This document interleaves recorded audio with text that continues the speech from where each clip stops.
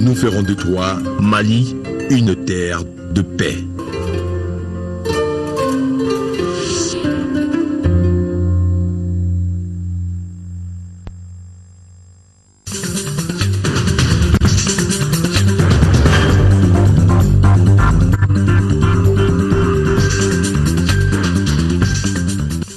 Fin de la visite du président de la République à Niamey au Niger, Ibrahim Boubacar Keïta et Mahamadou Issoufou ont parlé de sécurité, de paix, de la mise en œuvre de l'accord de paix et aussi de programmes de coopération bilatérale avec la décision du Niger d'ouvrir une ambassade ici à Bamako.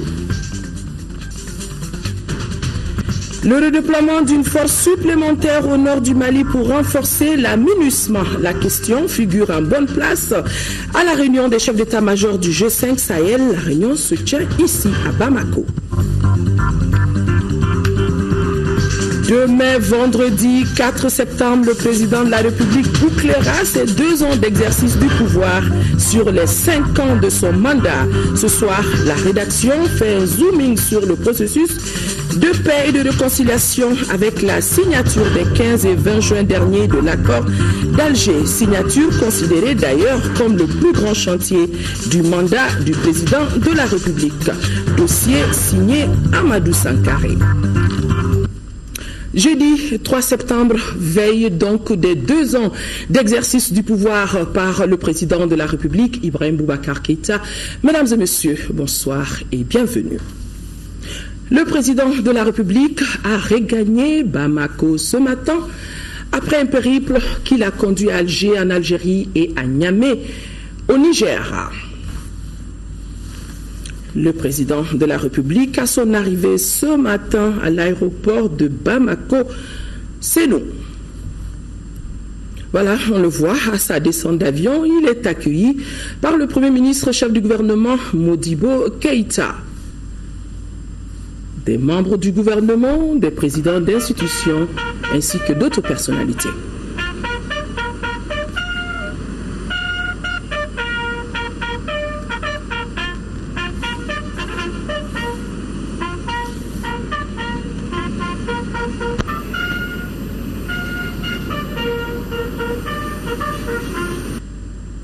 Au cours de ses visites à Alger et à Niamey, Ibrahim Boubacar Keïta a eu des échanges avec ses homologues Abdelaziz Bouteflika et Mahamadou Issoufou sur la coopération bilatérale. Ils ont en outre évoqué des questions de sécurité avec les menaces Boko Haram, de paix et de réconciliation au Mali et surtout dans la bande sahélo-saharienne.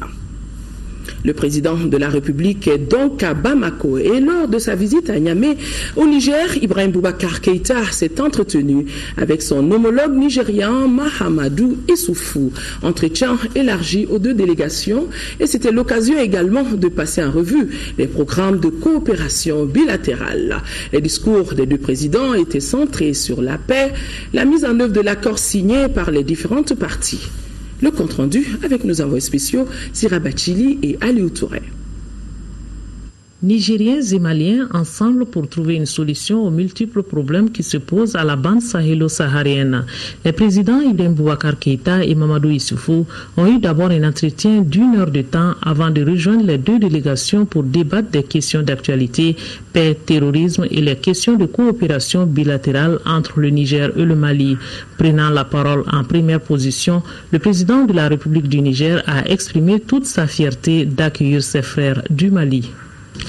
Pour le Niger, cette visite de plus illustre éloquemment notre volonté d'œuvrer ensemble au bien-être des populations de nos 2 pays dans un esprit de solidarité agissante et de fraternité, toute valeur que les peuples nigériens et maliens ont su cultiver tout au long de leur histoire commune.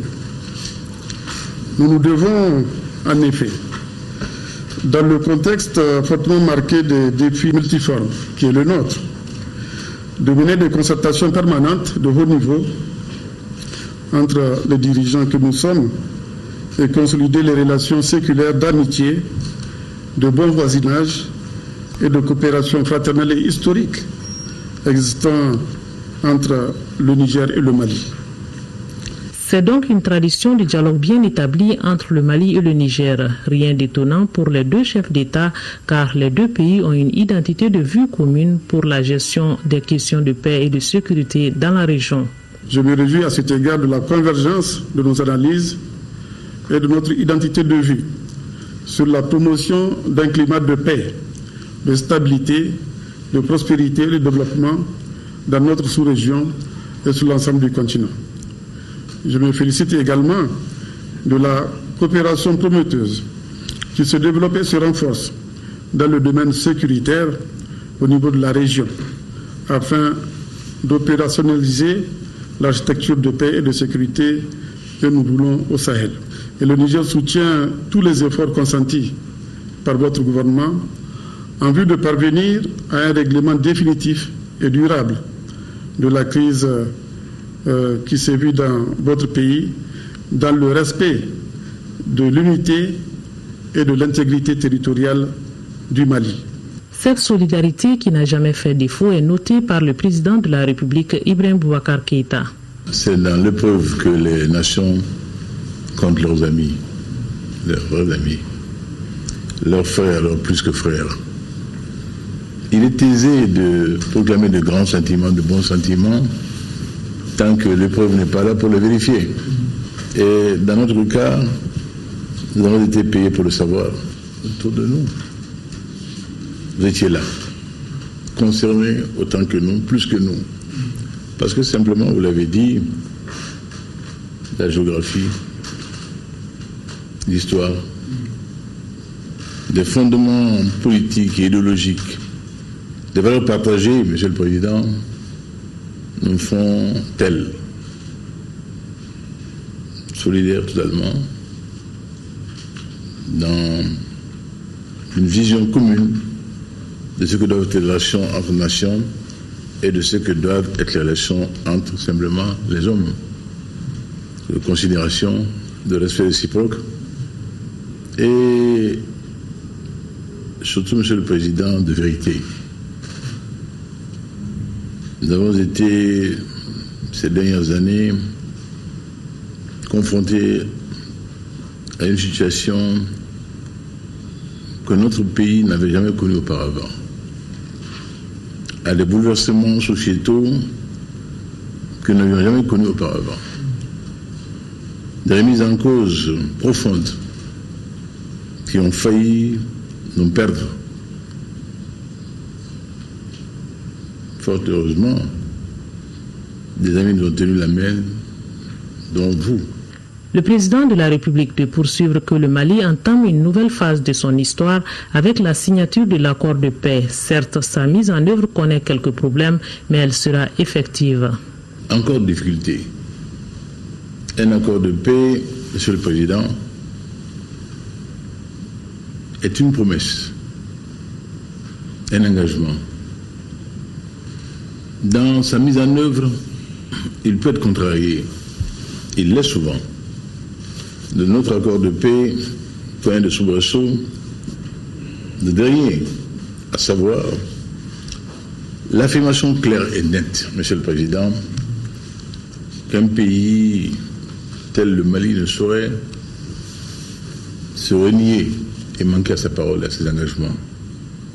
Jamais il ne sera dit que nous aurions été hommes d'État au double langage, dans la duplicité. Dès lors qu'un engagement a été pris par notre pays, il le tient. Ce qui est possible, ce qui est convenu, sera mis en œuvre. Ce qui ne l'est pas ne sera jamais toléré. Ce pays ne doit plus connaître ce qu'il a connu. Et nous devons comprendre que tout ce que nous pourrions avoir comme divergence sur tel ou tel sujet peut, Monsieur le Président, et doit, autour de la table, être connu et trouver solution. Les deux délégations ont passé en revue l'état de la coopération et les grands programmes entre le Mali et le Niger. Des projets touchant différents secteurs, dont la santé et le commerce. Le dialogue se poursuivra donc pour rendre opérationnels tous ces projets. Après cette séance de travail, les présidents Ibrahim Boubacar Keïta et Mahamadou Issoufou ont animé un point de presse pour parler des questions brûlantes de l'heure, paix, terrorisme et migration. L'occasion était donc donnée à la presse de s'informer sur la politique de nos deux pays dans le cadre des États, dans le cadre de la lutte contre le terrorisme et la migration. Le récit de nos envoyés spéciaux Sira Bachili et Aliou Touré. La lutte contre le terrorisme, la mise en œuvre de l'accord d'Alger, la migration sont les grands sujets qui ont dominé ce point de presse donné par les deux présidents. La première question relative au terrorisme portait sur la politique des États du Sahel pour lutter efficacement contre le terrorisme qui reste un problème commun aux pays sahéliens. Nous sommes aussi conscients que nous avons dû créer ce que nous avons appelé le G5 du Sahel.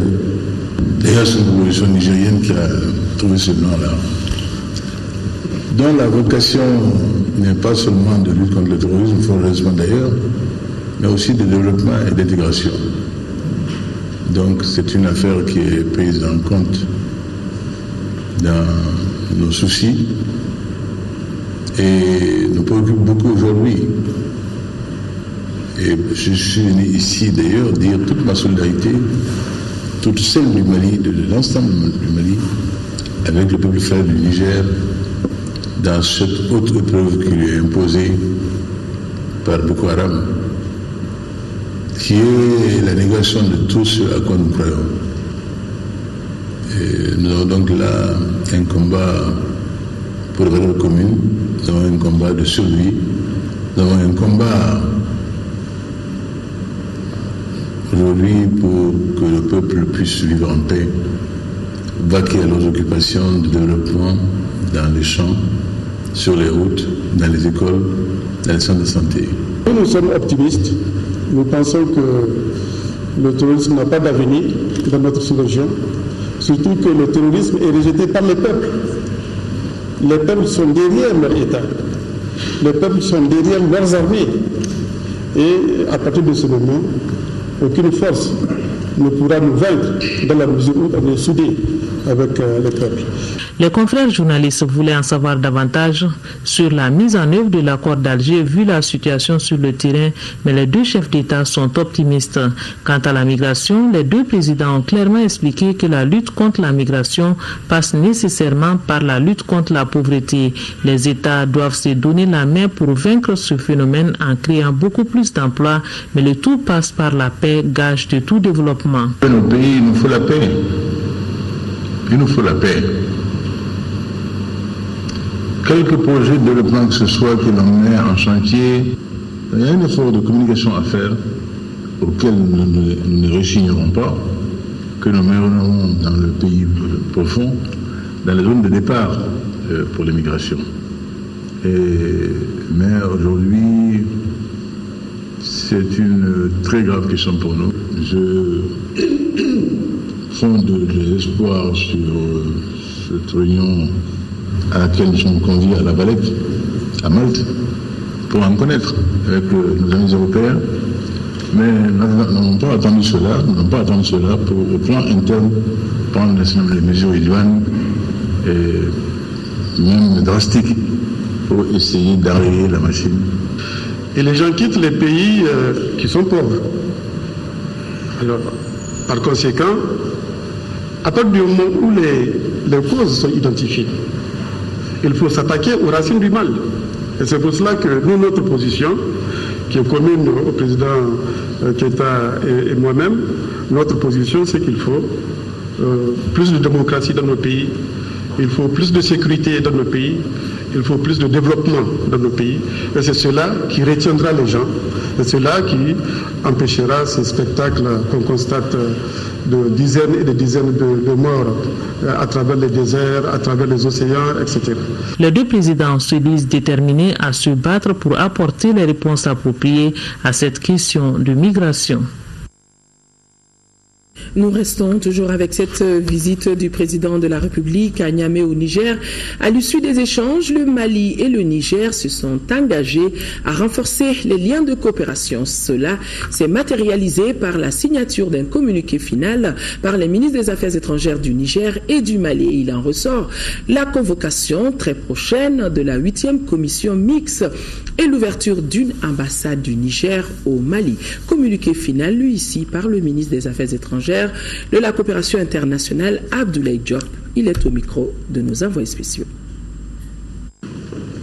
Sur le plan bilatéral, les deux chefs d'État se sont félicités de ce que les excellentes relations qui existent entre les deux pays ont toujours été empreintes de fraternité, d'amitié et de solidarité.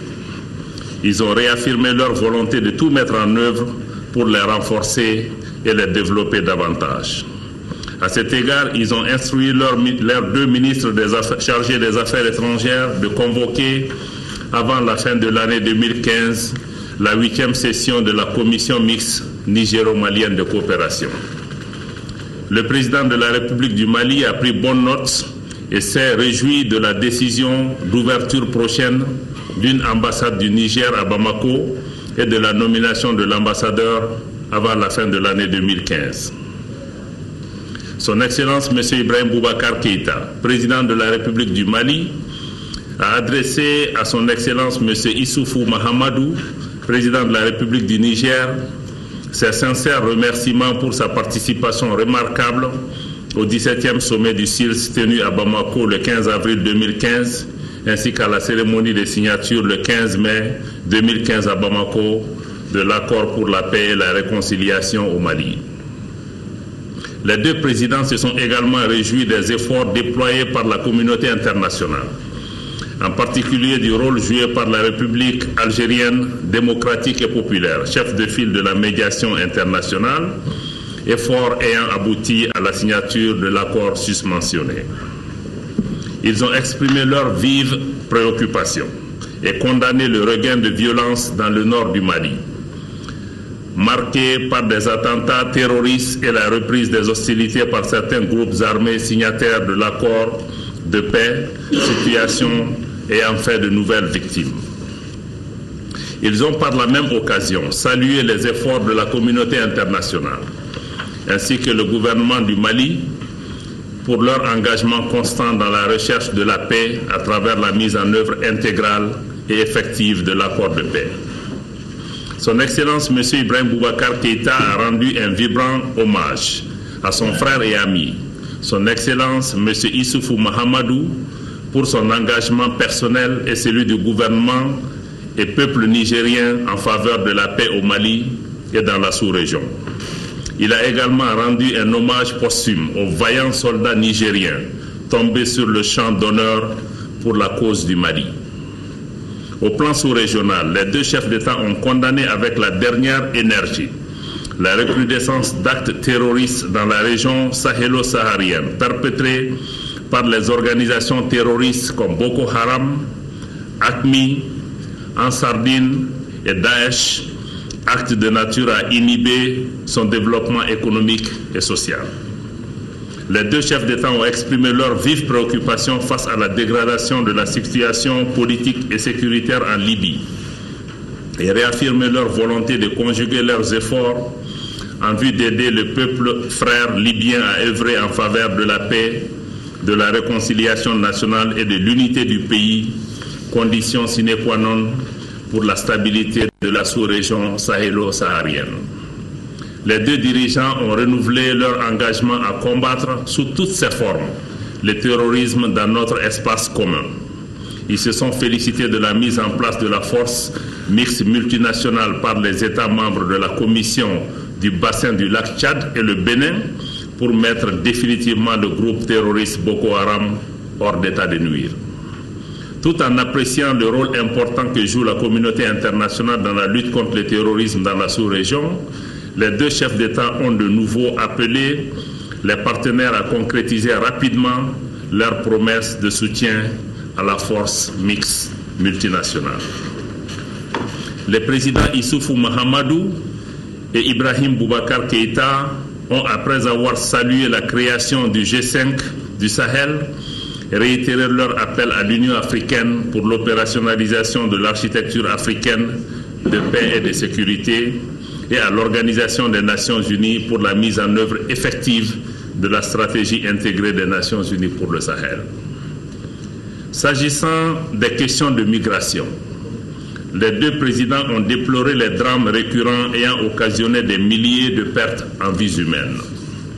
Ils ont appelé la communauté internationale à chercher une solution durable à cette catastrophe humanitaire.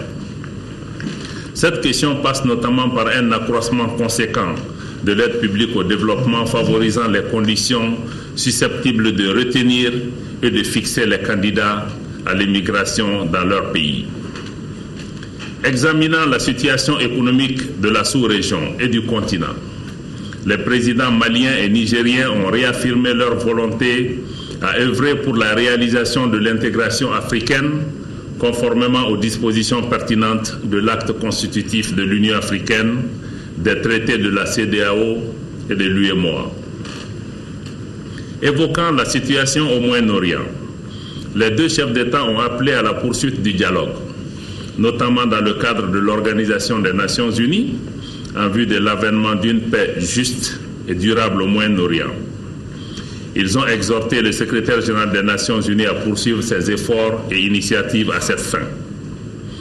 Ils ont exhorté les partenaires au développement à honorer les engagements qu'ils ont pris à travers le programme d'action d'Addis Abeba adopté par la 3e conférence des Nations Unies sur le financement du développement et entériné par l'Assemblée générale des Nations Unies le 27 juillet 2015. Ils ont également émis le vœu de voir le sommet de New York sur le programme de développement pour l'après 2015 et la conférence internationale de Paris sur le climat, COP21, couronnée de succès. Son Excellence M. Ibrahim Boubacar Keïta, président de la République du Mali, chef de l'État, a adressé ses vifs remerciements et sa profonde gratitude à son Excellence Issoufou Mahamadou, président de la République du Niger, au gouvernement et au peuple nigérien pour l'accueil particulièrement chaleureux et fraternel qui lui a été réservé, ainsi qu'à la délégation qui l'accompagne. Il a adressé à son homologue nigérien une invitation à effectuer une visite officielle en République du Mali. L'invitation a été acceptée avec plaisir et la date sera fixée par voie diplomatique. Voilà, fin donc de la visite du président de la République à Niamey au Niger.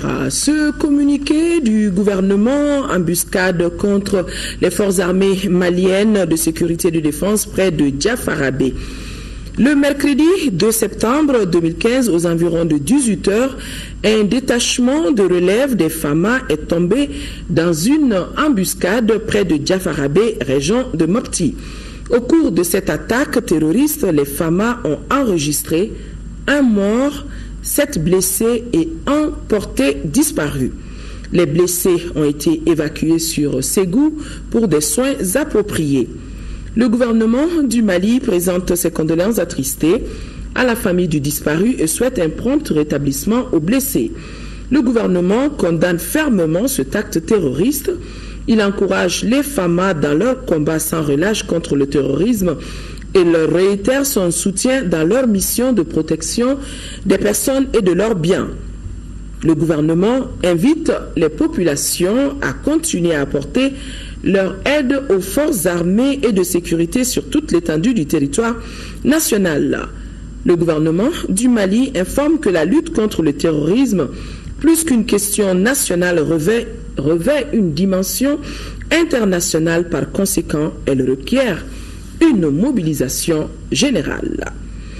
Vers le redéploiement d'une force d'intervention supplémentaire au nord du Mali pour renforcer l'aménagement, la question est à l'étude de la réunion des chefs d'état-major des pays membres du G5 Sahel qui s'est ouverte ce matin ici à Bamako. Cette réunion est la suite logique de celle menée par les experts qui ont élaboré un document sur la situation sécuritaire qui sera validé par les chefs d'état-major et présenté demain au ministre de la Défense des pays du G5. Daouda Sidiki Diarra a suivi pour nous. problématique de la sécurité dans la région sahélo-saharienne, les chefs d'état-major du G5 Sahel sont sollicités. Il s'agira pour eux d'examiner le rapport de la réunion des experts tenus à Bamako ce mercredi à travers l'approfondissement des concepts d'opération générique par les patrouilles conjointes et les unités mixtes. Ces modalités renforcées de coopération opérationnelle constitueront les composantes d'une capacité de réponse immédiate aux crises dans le Sahel. La présente réunion se tient dans un contexte où la situation sécuritaire dans la région sahélo-saharienne est particulièrement préoccupante. Qu'il s'agisse du terrorisme dans ses manifestations les plus violentes ou de la criminalité transnationale, notre région est le théâtre de nombreuses attaques perpétrées par des organisations extrémistes. Il s'agit pour nous, à l'issue de cette rencontre, de proposer des mécanismes innovants et proactifs mettant en commun nos efforts pour bouter ces forces obscurantistes et barbares hors de nos territoires. Pour les représentants de l'Union africaine, les pays de la région, de façon graduelle, sont en train de tisser un réseau de structures et de mécanismes conçus à la menace qui pèsent sur leur sécurité et leur stabilité. Je voudrais me focaliser sur la question de la mise en place d'une force d'intervention pour le nord du Mali. 3 éléments doivent être pris en compte à cet égard. La réalité de la menace que les groupes terroristes et criminels font peser sur la sécurité du Mali et celle de l'ensemble de la région. Cette menace est décuplée par la situation que connaît la Libye et l'expansion des activités de l'État islamique dans ce pays. En créant une force d'intervention supplémentaire au nord de notre pays, le G5 Sahel entend lutter efficacement contre le terrorisme. Votre souci de continuer à améliorer les capacités de la MINUSMA en réfléchissant aux possibilités de renforcement est une marque d'intérêt et de confiance que je tiens à souligner et que l'ensemble de la MINUSMA apprécie à sa juste valeur. La MINUSMA n'a pas de mandat pour faire du contre-terrorisme. Elle se concentre sur la protection de la population, la stabilisation et le soutien du processus de paix. La préoccupation des chefs d'État et de gouvernement, c'est de lutter contre le terrorisme, à la fois pendant que la MINUSMA procède à la stabilisation du Mali. L'Union africaine a effectivement, est dans son mandat, elle a proposé des études et ces études seront examinées ici pour qu'elles puissent être soumises aux décideurs avec les éléments pertinents d'appréciation. En participant à ces rendez-vous du donner et du recevoir, la CEDEAO voulait partager son expérience dans divers domaines d'action tout en recherchant des synergies nécessaires dans le cadre de l'architecture de paix et de sécurité de l'Union africaine. Puisque nous parlons de sécurité, suite aux attaques dont ont été victimes des éléments de nos forces armées à Tombouctou et à Diafarabé, nous avons reçu les réactions de certains partis politiques. Le Parti africain pour la solidarité et la justice, ADEMA PAJ, l'Union pour la République et la démocratie, URD, et le Centre malien condamnent avec fermeté ces attaques terroristes qui compromettent le processus de paix. Ils présentent leurs condoléances aux familles des disparus et souhaitent un prompt rétablissement aux blessés. Suite au naufrage d'une pirogue quittant Mopti pour Niafunke, survenu le 2 septembre 2015 ayant occasionné la mort d'une dizaine de personnes, le ministre des Affaires religieuses et du culte adresse au nom du président de la République, du gouvernement et de l'ensemble du peuple malien ses condoléances les plus attristées. Et justement, suite au naufrage de cette pinasse, le collectif Agir pour le cercle de Youarou, l'ADEMA PAJ, l'ADP Maliba, l'URD, dans des communiqués déposés à notre rédaction, présentent leurs condoléances aux familles endeuillées et demandent que toute la lumière soit faite sur les circonstances de cet accident. Nous arrivons au deuxième titre phare de ce journal. Le président de la République bouclera demain ses 2 ans d'exercice du pouvoir sur les 5 ans du mandat. Depuis hier, la rédaction a commencé une série de documents sur ce qui a été fait dans différents domaines de développement. Ce soir, nous parlerons de paix et de réconciliation nationale. L'accord pour la paix et la réconciliation signé au Mali le 15 mai dernier et paraphé le 20 juin de la même année constitue un pas important pour la stabilité du Mali. Considéré comme étant le plus grand chantier du mandat du président de la République, cet accord a vu la participation de toutes les couches socio-professionnelles, mais également des partenaires. Pour beaucoup, ce document est une bonne base pour amorcer le développement du Mali. Amadou Sankaré est allé voir.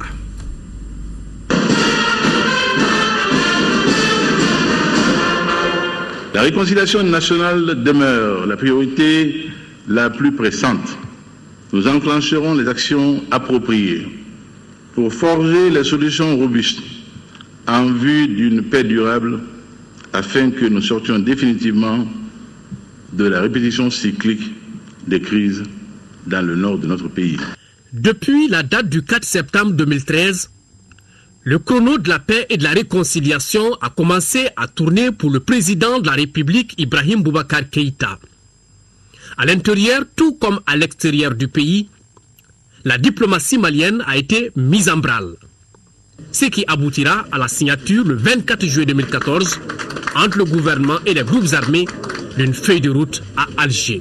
Chers frères et sœurs du mouvement, chers compatriotes, nous voici donc à un moment crucial où seule la traduction effective de nos sublimes idées dans le concret peut justifier que nous nous retrouvions ici aujourd'hui. À partir de cet instant, en tant que chef de file de la médiation internationale, l'Algérie met tout son poids dans la balance pour réussir cette mission difficile. Dans ce genre de situation, il ne peut véritablement y avoir ni vainqueur ni vaincu. Ce n'est ni possible ni souhaitable. En réalité, avec un accord de paix, c'est le terrorisme qui sera perdant. Et en l'absence d'accord de paix, c'est le terrorisme qui continuera à marquer des points. Et c'est ainsi qu'après de multiples va-et-vient entre Bamako et Alger, un accord pour la paix et la réconciliation au Mali a été signé le 15 mai 2015 par le gouvernement, certains mouvements et des partenaires en présence d'une quinzaine de chefs d'État et de gouvernement. 37 jours après cet acte historique, précisément le 20 juin, c'est au tour de la coordination des mouvements de l'Azawad CMA de prendre le train de la paix en marche. Et tous se réjouissent de cette avancée. Nous rendons hommage au gouvernement malien qui a œuvré à réaliser ce que tous les gouvernements précédents n'ont pu réussir, à savoir une issue hautement porteuse d'espoir pour régler un conflit devenu étonnement récurrent. Le résultat de cette bonne volonté et de cet engagement est aujourd'hui là. Un accord qui n'est certes pas parfait, mais un accord constituant une base de travail pour entamer un processus complémentaire sur la base d'un dialogue direct, objectif, mais sans violence. Convaincus que le destin de notre peuple se joue à nouveau ici et maintenant, les mouvements membres de la plateforme et de la CEMA doivent s'engager résolument à donner à cet accord toutes les chances de succès. C'est le lieu de saluer le sens de la responsabilité et du patriotisme de l'ensemble des acteurs qui se sont engagés avec courage et persévérance dans le processus du dialogue intermalien inclusif. C'était un jour historique. Vous savez, nous attendions ce moment très important où les efforts du peuple malien sont récompensés. C'est un jour historique, c'est surtout un jour aussi pour la République, mais aussi pour moi un jour de solidarité. La solidarité d'abord de l'ensemble de la communauté internationale envers le Mali, je crois qu'il faut le magnifier. C'est aussi un jour qui devra être un jour de solidarité envers toutes les populations du Nord. Ce jour, oh ce jour est merveilleux. Ce jour n'a pas son pareil. Ainsi pourrait qualifier ce 20 juin. De vous voir tous, nos frères et nos sœurs, ici réunis aujourd'hui, dans une grande espérance, une grande confiance en la République, nous est un vif plaisir.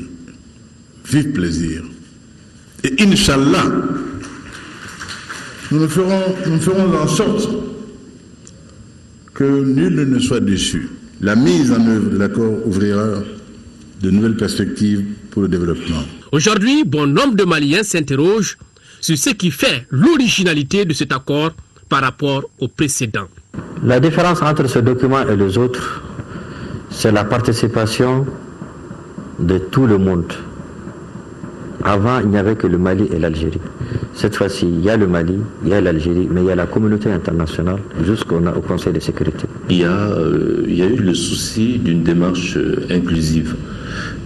Par exemple, lorsque vous voyez le pacte national, le pacte national avait commencé par effectivement une démarche inclusive. Il y a eu des rencontres à Ségou, à Mopti, où la société civile était à côté des décideurs et face au mouvement de rébellion.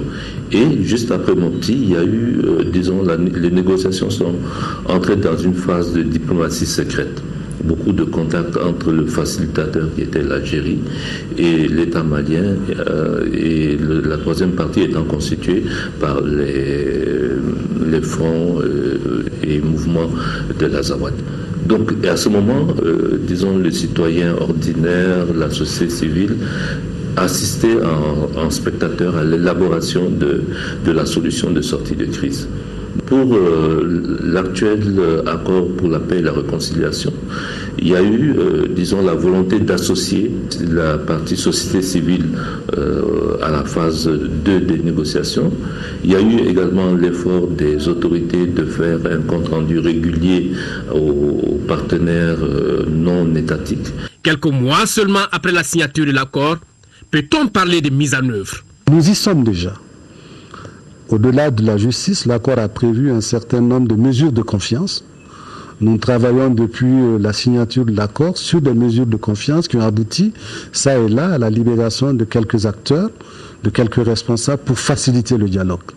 Formellement, le travail est attendu, il dépend de l'adoption du plan de mise en œuvre, mais en fait, et dans la réalité, le travail a commencé au moins depuis 2 mois. Une mise en application d'un accord est toujours compliquée. C'est-à-dire, quelles que soient les précautions que vous prenez, cette mise en œuvre fait à ce moment surgir tous les enjeux que les négociations n'ont pas pu entièrement résoudre. Il y a des enjeux politiques, il y a des enjeux de positionnement, de pouvoir et tout cela. Donc il faut accepter qu'une mise en œuvre est toujours quelque chose de laborieux et de compliqué. En tant que gouvernement du Mali, nous nous sommes engagés à appliquer cet accord et nous allons l'appliquer de bonne foi. Ceux qui ne veulent pas maintenant l'appliquer ou qui ont d'autres calculs, qui pensent que ils veulent l'enterrer rapidement, ils prendront eux aussi leurs responsabilités et nous n'allons jamais accepter sortir en dehors de ce cadre qui a déjà été trouvé et cautionné par la communauté internationale. La mise en œuvre n'est pas facile. Et là aussi, la stratégie du gouvernement est très claire. Nous ne faisons aucune politique de faux fuyants. Ce qu'on peut faire, on va le faire, selon les moyens qu'on a. Et on est transparent là-dessus. Dans la mouvance de la mise en œuvre de l'accord de paix et de réconciliation, la commission Vérité, Justice et Réconciliation voit le jour. Dirigée par Ousmane Oumarou Sidibé, les membres de cette structure se disent bien conscients de la complexité de sa mission. C'est un grand défi. C'est un défi énorme, mais je suis persuadé que ce défi, on pourra le surmonter. On pourra le surmonter, pas moi seul, avec les autres commissaires, qui, j'en suis sûr, seront assez représentatifs de l'ensemble de notre société. On va le réussir avec le soutien des autorités, du président de la République et du Premier ministre. Pour la société civile, avec la signature de l'accord, un pas important a été franchi, mais beaucoup reste à faire.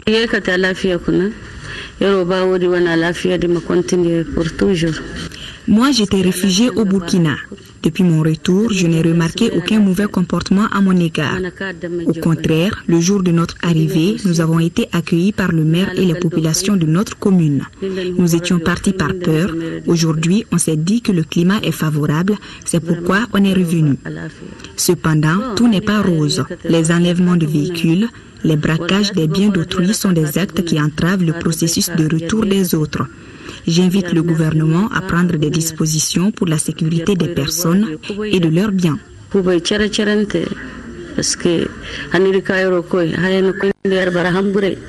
saluer les efforts inlassables entrepris par le président Abdelaziz Bouteflika et à travers lui tout le peuple algérien, le président Ibrahim Boubacar Keïta a élevé le lundi 31 août 2015 M. Bouteflika à la dignité de Grand Croix de l'Ordre national du Mali.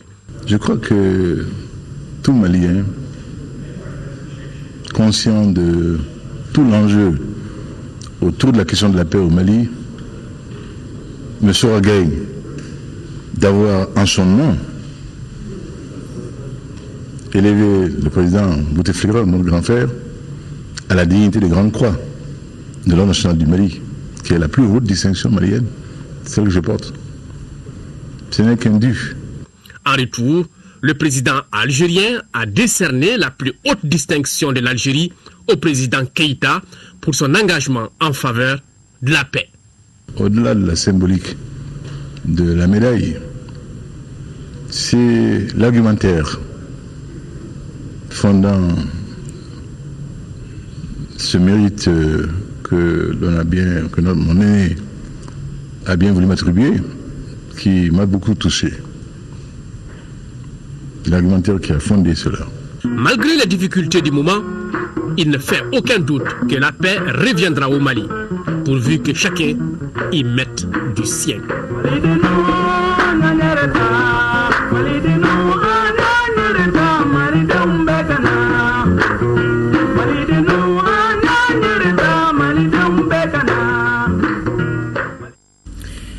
Dossier signé Amadou Sankaré, juste le temps de rappeler que les stations régionales de Tombouctou et de Gao ont contribué à la réalisation de ce dossier. Et demain, la série se poursuivra. Le document qui sera proposé, ce document sera économique avec comme intitulé la relance de l'économie malienne. Un dossier qui sera signé Sira Bachili. À l'occasion, toujours du deuxième anniversaire de l'élection du président de la République, Ibrahim Boubacar Keïta à la tête du Mali, le bureau politique national du RPM a fait une déclaration. Le RPM manifeste toute sa reconnaissance et tout son soutien aux efforts déployés par le président Ibrahim Boubacar Keïta. La déclaration est lue ici par Mamadou Diallo, qui est le secrétaire à la communication du bureau politique national du RPM, et il est au micro de Fousseni Tunkara. Porté à la gestion des affaires publiques, à travers une immense volonté populaire exprimée à hauteur de 78% des voix, à l'issue d'un scrutin d'une grande transparence, le camarade Ibrahim Boubacar Keïta a aujourd'hui, 4 septembre 2015, 2 ans à la tête de l'État. Le Rassemblement pour le Mali saisit cette occasion pour manifester toute sa reconnaissance et tout son soutien aux efforts quotidiennement déployés par un homme mis en mission et dont l'engagement n'a d'égal que sa dévotion pour le Mali, rien que le Mali et tout pour le Mali. En 2 ans, dans un contexte caractérisé par de grandes incertitudes et d'immenses défis, avec une grande modestie dans l'appréciation des différents jalons posés dans le sens du développement de notre pays, le Rassemblement pour le Mali affirme haut et fort que le cap fixé est bon. À ceux de nos compatriotes, sans doute pressés de voir des progrès dans plusieurs domaines, le Rassemblement pour le Mali rappelle que le camarade Ibrahim Boubacar Keïta a été investi à un moment où l'État était en péril et la nation plus que jamais menacée dans son existence en tant que communauté de destin historiquement et géographiquement constituée au fil des âges. C'est pourquoi le Rassemblement pour le Mali apprécie fondamentalement les progrès accomplis dans plusieurs domaines. Certains de ces progrès sont en rapport avec la survie même de notre pays. Tel est le cas de l'accord pour la paix et la réconciliation nationale, signé le 15 mai et le 20 juin 2015 à Bamako. Cet accord n'est pas une panacée, mais il convient de lui créer les conditions idoines pour son exécution, conformément aux engagements pris par les différentes parties, à savoir la cessation des hostilités, le désarmement des factions armées, la réconciliation nationale sur la base de la justice et de la vérité. Le Rassemblement pour le Mali est tout aussi heureux de constater que le socle de la gouvernance sera raffermi sur la base d'une consolidation des acquis régulièrement engrangés et l'expression d'une transparence progressive dans la gestion des affaires publiques. Nous sommes tout simplement admiratifs de la croissance économique en pleine progression, passant de 7,2% en 2014 contre 6% dans l'ensemble des économies de l'Union économique et monétaire ouest-africaine UEMOA. Nous sommes tout aussi réconfortés de la riposte apportée à l'épidémie de la maladie à virus Ebola, qui a semé le deuil et la psychose dans notre région. Aujourd'hui, plusieurs patients des pays voisins viennent se soigner au Mali parce que la politique sanitaire a fait que nous disposons de plus en plus des infrastructures de base comme les centres d'hémodialyse. Les efforts déployés par le président de la République en faveur des paysans, à travers l'octroi des intrants agricoles subventionnés, les équipements hydro-agricoles et les tracteurs sont à saluer. Il ne s'agit pas encore d'un bilan, mais de la juste évaluation des actes posés. 2 ans représentent les 2/3 de la durée du mandat que le peuple souverain du Mali a confié à Ibrahim Boubacar Keïta, qui, avant d'être président de la République, est surtout un militant du Rassemblement pour le Mali, RPM. Le Rassemblement pour le Mali reconnaît à sa juste valeur la solidarité internationale à travers la contribution apportée par les partenaires de notre pays, notamment la France, les États-Unis, l'ONU, l'Union européenne, l'Union africaine, la CEDEAO et l'Algérie, chef de file de la médiation. Le RPM se réjouit de l'accompagnement des partis politiques de la majorité présidentielle. Le Rassemblement pour le Mali en appelle à la cohésion des efforts de tous les Maliens pour que notre nation puisse continuer son existence et retrouver son lustre d'antan. Les défis restent énormes. Ils sont à la hauteur de nos ambitions. La paix est fragile. La précarité des conditions de vie est réelle. Mais nous devons garder l'espoir que notre pays n'a d'autre choix que de faire face à son destin, aujourd'hui menacé. Unis, nous pouvons. La première réunion ministérielle du comité technique spécialisé de l'Union africaine sur la communication et les technologies de l'information a démarré ce jeudi au siège de l'institution à Addis Abeba. Pendant 2 jours, les ministres du continent vont se pencher sur le rapport élaboré par les experts et qui traite de plusieurs sujets, notamment de la stratégie de vulgarisation, d'éthique sur le continent, la gestion des fréquences, la redynamisation du secteur postal ou encore la campagne de la marque distinctive de l'Union africaine. Et à l'ouverture des travaux, les ministres et les chefs de délégation ont élu le Mali pour présider le bureau du comité pour une période de 2 ans. Et c'est le ministre de l'économie numérique, de l'information et de la communication, porte-parole du gouvernement, Shogel Kokala-Maïga, qui conduit la délégation malienne. À Addis Abeba, on fait le point avec Alassane Djambili. La session ministérielle du comité technique spécialisé sur la communication et les technologies de l'information se déroule autour de thématiques majeures comme la stratégie de développement de l'Internet sur le continent, la révalorisation des services de poste, la gestion des fréquences, l'accès à l'information ou encore le plan de communication de l'Union africaine.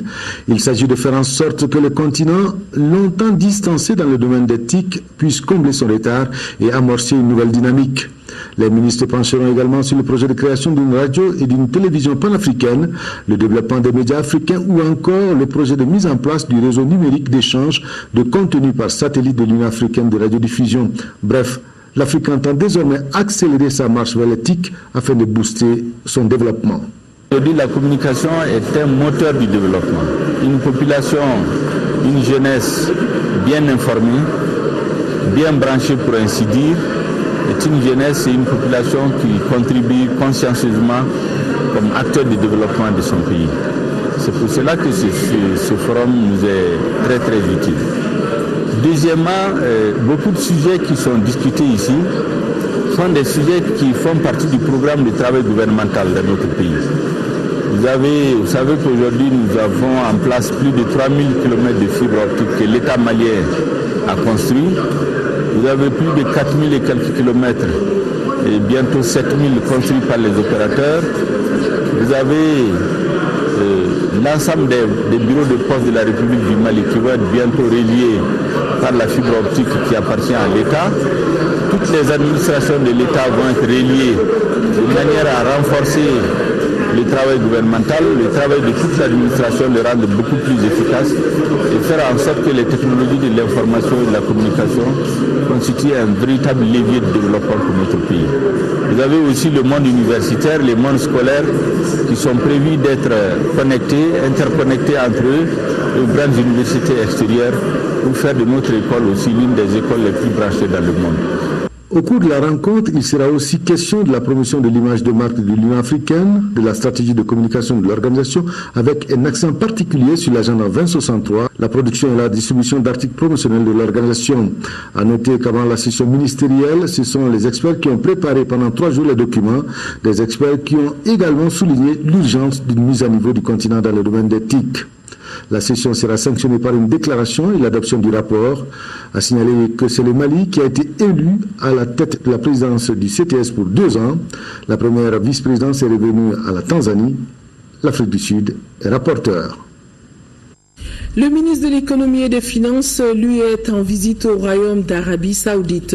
Au cours de cette visite, le ministre Mamadou Igor Diarra a présenté un certain nombre de projets importants et a un besoin de financement des projets comme l'adduction d'eau potable de Bamako à partir de Kabbalah, le projet de développement agricole de Djenné, entre autres. Et le ministre Mamadou Igor Diarra et la banque, le ministre de l'économie et des finances et la Banque islamique de développement ont signé un accord de prêt d'une valeur de plus de 8 milliards de nos francs, projet financement relatif au programme de développement des ressources animales et aquatiques dans le Sahel occidental.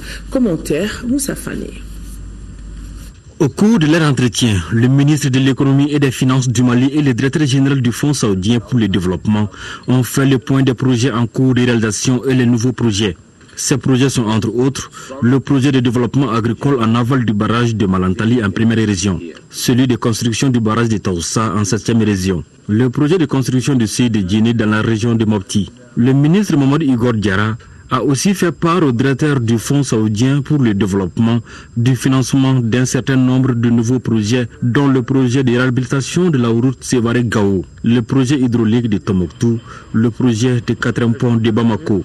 Le ministre de l'économie et des finances a été également reçu en audience par le président de la Banque islamique de développement. L'occasion pour les 2 personnalités de passer en revue la coopération entre le Mali et cette banque impliquée actuellement dans l'exécution de 15 projets dans notre pays. Il s'agit entre autres du projet de développement agricole à Djenné, du projet d'amélioration de la productivité des petits exploitants pour l'Afrique subsaharienne, du projet de renforcement de la résilience contre l'insécurité alimentaire au Mali. Au nom du gouvernement, le ministre Diarra a présenté au président de la Banque islamique certains nouveaux projets du Mali pour financement. L'autoroute Sikasso-Zégua, la construction de la route Djeni, Gumbu, Nara, le programme de reconstruction post-conflit des régions du Nord et l'adduction d'eau potable de Bamako à partir de la localité de Kabbalah. Cette rencontre a abouti à la signature d'un accord de prêt d'une valeur de plus de 8 milliards de francs CFA. Ce prêt est relatif au financement du programme de développement des ressources animales et aquatiques dans le Sahel occidental. Toutes nos excuses pour la qualité des images. Une journée de sensibilisation sur l'arbitrage au HADA se tient depuis ce matin dans notre capitale. C'est une occasion pour les spécialistes de partager leurs connaissances sur le sujet. Cependant, malgré que le Mali soit membre fondateur, peu des textes de l'OHADA inondent le pays. Reportage Alpha Meiga. L'expérience de l'OHADA est originale, une expérience qui mérite d'être partagée. Et c'est là tout le sens de cette journée de sensibilisation tenue à cet effet. Le Mali est membre fondateur. Notre pays tarde aujourd'hui à prendre des dispositions législatives et réglementaires qui viennent donc en appui d'un droit au WADA qui, lui, est en mouvement, notamment en matière de droit des sociétés, par exemple, en ce qui concerne toutes les incriminations pénales qui doivent être prises en complément de la norme au WADA. C'est dire qu'il s'agit là d'une journée qui va donner aux spécialistes de partager leurs connaissances et leur expérience. Cela avec les professionnels du droit. Je me réjouis donc qu'à l'instar des centres d'arbitrage ayant une autorité internationale telle que la CCI à Paris, la CIRDI à Washington, que la plus haute institution judiciaire de l'espace OHADA décide de consacrer une activité spéciale à son système d'arbitrage dans nos différents pays. 21 ans après la signature du traité de l'OHADA, il faut dire que le processus d'intégration juridique et judiciaire est une réalité tangible. Droits des consommateurs, le sujet a été abordé ce matin à l'occasion du forum 2015 AMRTP et l'association des consommateurs. La 3e édition de cette rencontre qui réunit l'autorité malienne de régulation des télécommunications TIC et Poste, les consommateurs, les opérateurs et les fournisseurs du secteur s'intéresse à plusieurs sujets dont l'accès des personnes handicapées aux services des TIC. Compte rendu, Salimata Ndao. Télévision, radio, Internet, téléphonie, j'en passe. Et avec les innovations technologiques dans ces domaines, les télécommunications et technologies de l'information et de la communication TIC connaissent aujourd'hui un boom dans le monde et font l'objet de régulation. Une régulation qui se fait sur la base des préoccupations des consommateurs. Les secteurs de la téléphonie et de l'Internet sont caractérisés de nos jours par une multiplicité d'offres de services, conséquence d'une évolution technologique rapide et d'une concurrence accrue dans les marchés concernés. Ceci a permis d'améliorer la disponibilité des services et leur accessibilité aux consommateurs à des tarifs de plus en plus abordables. Pour les consommateurs, depuis le début des rencontres avec les acteurs du secteur en 2010, il y a eu beaucoup d'acquis, mais il reste des doléances à satisfaire. On est plus ou moins satisfait. On est satisfait des efforts qui ont été déployés par le gouvernement. On est satisfait des efforts qui ont été déployés par les opérateurs économiques, mais nous demandons encore plus. Parce que les technologies évoluent en termes d'infrastructures qui font que c'est moins coûteux. Donc, notamment, le coût encore, nous pensons encore que le coût de la téléphonie mobile est encore trop élevé au Mali. Nous pensons que le coût d'accès à l'Internet est encore trop élevé. Le forum tourne cette année autour des thèmes promotion et protection des droits des consommateurs, cas des personnes handicapées, axe de saisine de l'AMRTP, autorité malienne de régulation des télécommunications, TIC et Poste, par les consommateurs. Le forum est conçu et exécuté pour et par les consommateurs.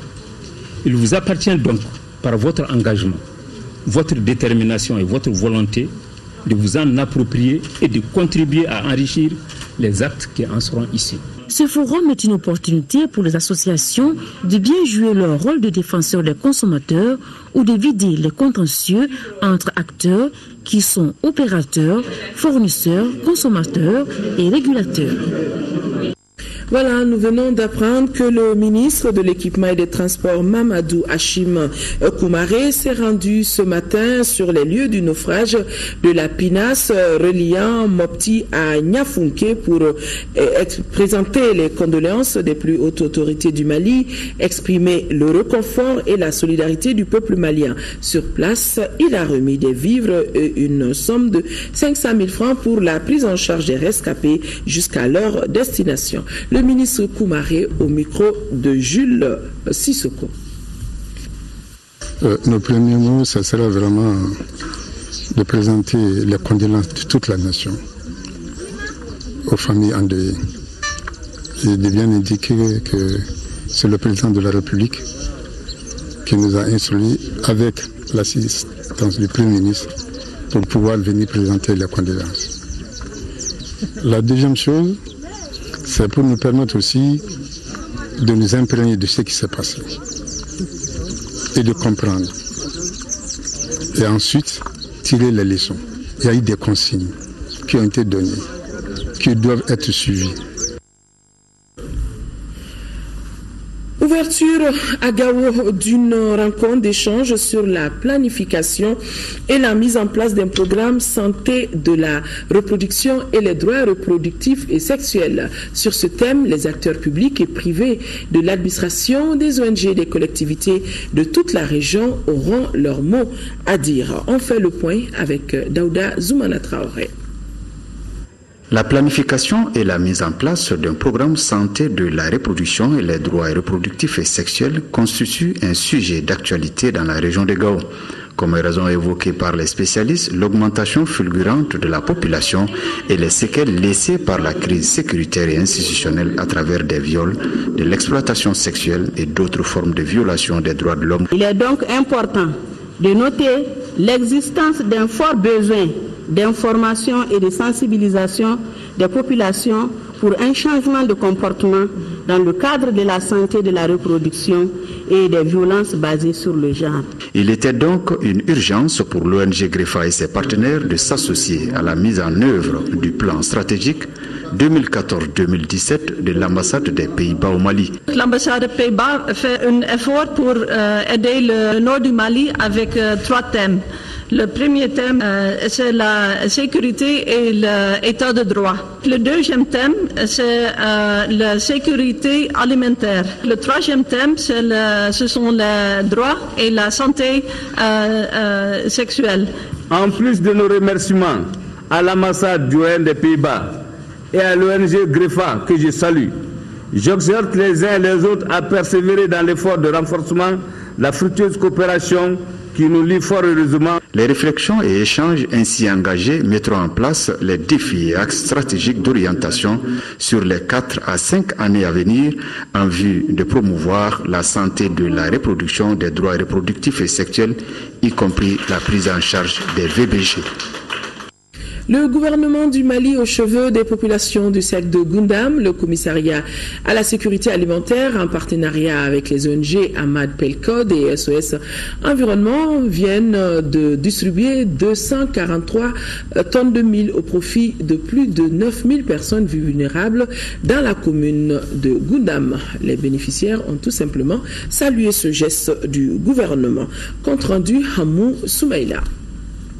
Les commissariats à la sécurité alimentaire avec ses ONG partenaires Ahmad Pelcod et SOS Environnement au secours des populations de Gundam, avec 243 tonnes de mil distribuées gratuitement à 9000 personnes vulnérables. Voilà toute la joie de cette bénéficiaire. Je remercie vraiment le gouvernement du Mali pour ces gestes qui me vont droit au cœur. Car en cette période de l'année, nous n'avons rien dans les greniers. Et j'ai pris pour le retour de la paix dans notre pays. Pour les ONG en charge de la distribution, cette opération est une réponse suite aux enquêtes menées par les SAP, entendez par là les systèmes d'alerte précoce. À Gundam, on a 243 tonnes à distribuer pour 9009 personnes. Et ce sont des vulnérables. Les vulnérabilités dues aux effets des changements climatiques. Vu la mauvaise campagne agricole qui vient de s'écouler, donc vraiment, cette distribution sera très salutaire pour la population et aura un effet bénéfique. Et non seulement ça va renforcer vraiment la résilience de la population, mais également de renforcer leur capacité physique pour la campagne en cours. Cette opération de distribution gratuite de vivres a coûté plus de 50 millions de francs CFA au gouvernement du Mali. La restauration reste un élément clé pour la réussite du Hajj par les pèlerins. Cet aspect prend en compte tous les contours liés à l'état de santé de chaque pèlerin, dont certains suivent un régime strict différent de l'ordinaire. À Médine, des restaurateurs spéciaux depuis bientôt 20 ans s'occupent de ce volet sensible au pèlerinage. Et nos envoyés spéciaux se sont intéressés à la question. Nous allons suivre ce qu'ils ont pu récolter. Grâce à l'entreprise Chalal, tous les pèlerins sont pris en charge, et cela depuis 1996, y compris ceux qui ne consomment pas du sucre, du sel ou de l'huile.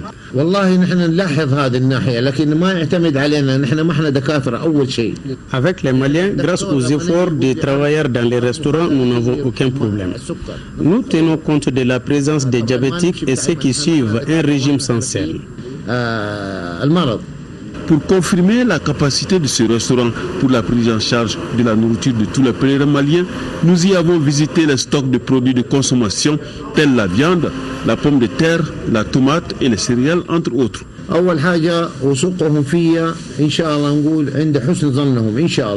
La confiance des Maliens est une fierté pour moi et on va redoubler les efforts pour que cette confiance puisse continuer.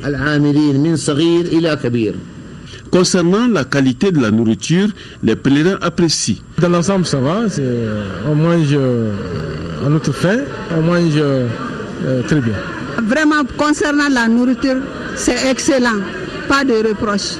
Pour la prise en compte des malades, les médecins sont formels en référence à leur état de santé, puisque les visites médicales ont été faites depuis la maison du Hajj. On a travaillé sur les carnets de visites qui ont été établis au niveau de la maison des Hajj, et vraiment ça a été bien rempli, et à partir de là-bas on pouvait déjà connaître ceux qui sont en régime et ceux qui ne sont pas en régime.